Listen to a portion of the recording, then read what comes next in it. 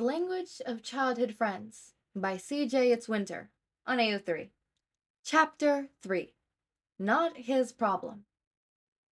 Midoriya would like to preface with, "It's all Katsuki's fault."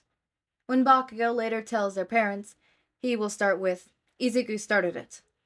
Most of Class 1A has no idea what happened, just that something did. President Mike loved teaching his husband's class. 1A truly had some good personalities, which made all their lessons together unique and interesting. Although he did wish that there were a few less problem children. In fact, that was a point to bring up with Nezu next year. For the new students starting next year, let's spread the problem children around rather than contracting them into one class.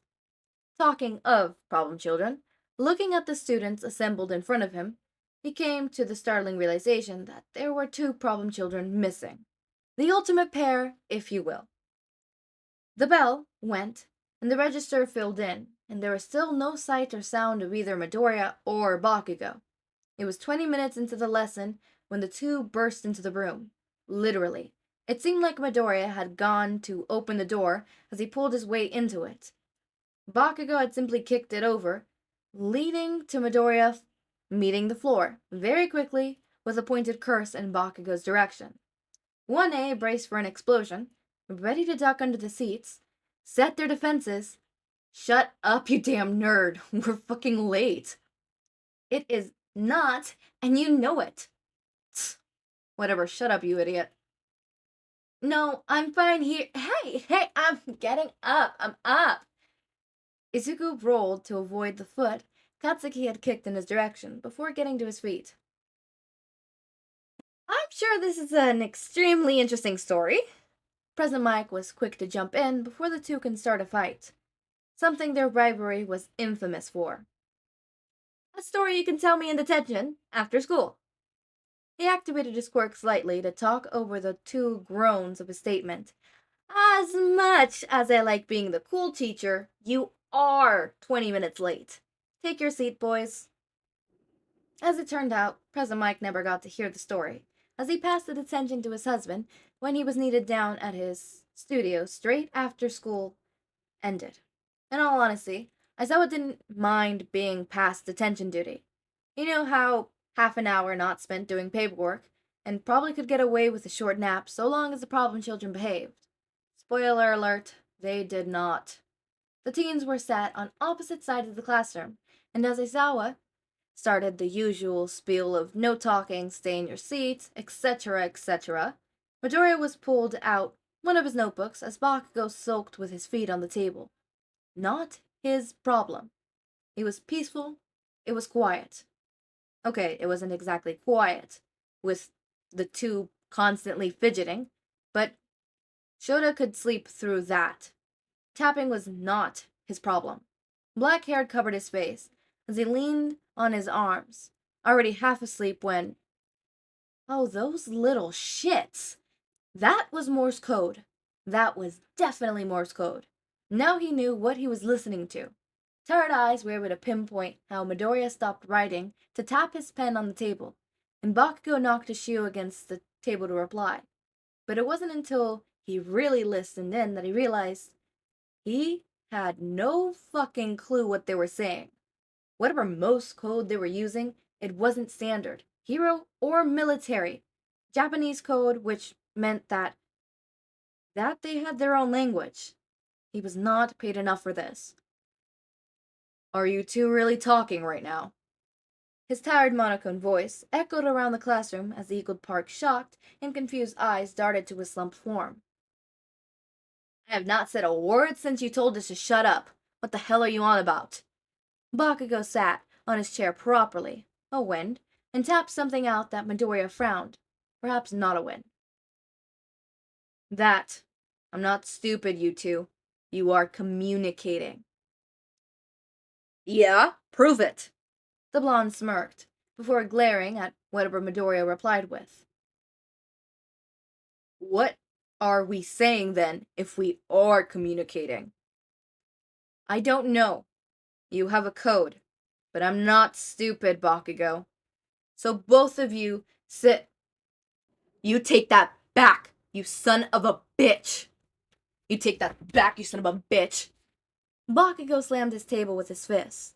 Midoriya had looked smug before outrage showed on his face. Don't talk about Mom like that! The greenhead replied before Shouta could even think about stepping in to stop whatever this was. Nuh-uh. Auntie Inko is a delight. I'm talking about your shitty dad. Well, in that case, keep going. The two shared a smile, which Aizawa was a scened pro, an underground one, even who had certainly seen some shit. For these two smiling at something together, terrifying.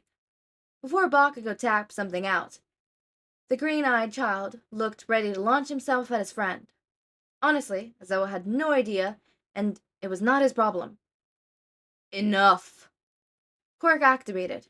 He glared at his students, back into their seats. You are not about to fight in detention, understand? He waited for the two to nod to be sent his way. No talking, no leaving, and no tapping. He settled back down, assuming, incorrectly, that he would have his peace and quiet now. And he did, before he noticed it.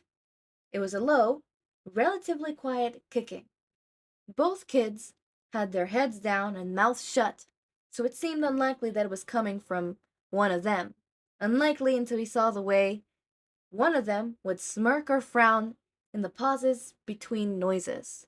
And those little shits. Those two were clicking their tongues at the back of their throats so the noise was quieter. But they were still talking. His head hit the desk, and he counted to 10. No talking, no leaving, no tapping, and no clicking. He hated that mix in with expression of hint of awe in his tone. How could it not? The two were just teenagers and had seemingly created a language, not his problem, as well as two ways of communicating it, still not his problem. Actually, maybe 3, he mused as he watched Bakugo's hands fly through the air as Midoriya watched into the corner of his eye. Are you serious? What now? Are you actually signing in a made-up sign language? The twin sounds of Eri were ignored. He desperately wanted this to not be his problem. Unfortunately, right now, it was. Heading back on his desk, his hands held up for silence. He counted to 10, questioned his life choices, wondered why the universe hated him, let himself sit in awe for a few seconds, and then counted to 10 again before lifting his head with a sigh. No talking in any language, no leaving, no tapping in any language, no clicking in any language, and no signing in any language. It was as the two teens left that dread really hit the black-haired pro. Oh God, how many times had he caught the two tapping? How many times had he heard the other teachers complaining of low, infrequent clicking sounds? And how many times had he seen either of the two teens wave their hands about? And what was now obvious, sign language. Not his problem. Not his problem. Not his problem. Not his problem. Alright, so yeah, those in the comments are saying that this seems to be like a chaotic kind of thing. Yeah, very much. It's seeming like that. And you know what? I'm here for it. I like it. It's very funny. I like it so far. I like this whole detention, I love it so much. It's super interesting, you know? It's also super cute and whatever, and it's lighthearted, and it's a little bit of fluffy. It's what you just need, because you're gonna be getting angst from every other angle on my YouTube channel right now. Every other angle you're gonna be getting angst, unless the streams. The streams aren't gonna be angsty. But yeah, as always, my raindrops, make sure to eat, sleep, drink water, take your meds. Have a wonderful day or night.